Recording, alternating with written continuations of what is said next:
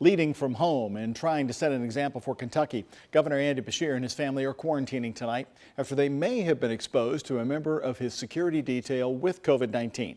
With that in mind, the governor gave his daily COVID-19 briefing from quarantine inside the governor's mansion.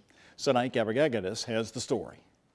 Things look a little different today, but things in our lives are different, it seems, every week. Governor Andy Beshear giving his daily COVID-19 updates, but this time while quarantining. I am at a part of the governor's mansion broadcasting to you with just me and a camera with our crew that helps typically put on these updates elsewhere. Each day it'll be like this until he's cleared by the Department for Public Health. The largest challenges of doing my job may be the amount of time that I was in a seat today staring at a screen. I had one of the busiest Mondays I've had in the last couple of weeks. We had a lot of work to do, and I'm working.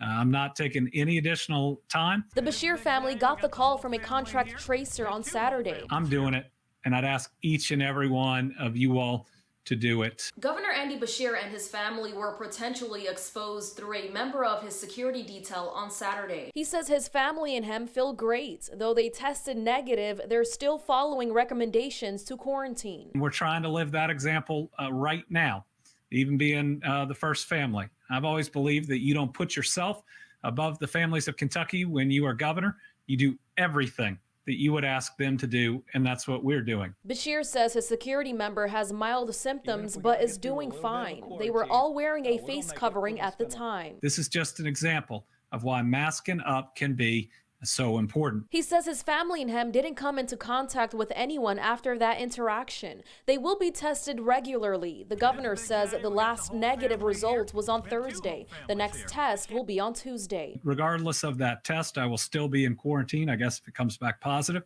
I'll be in isolation.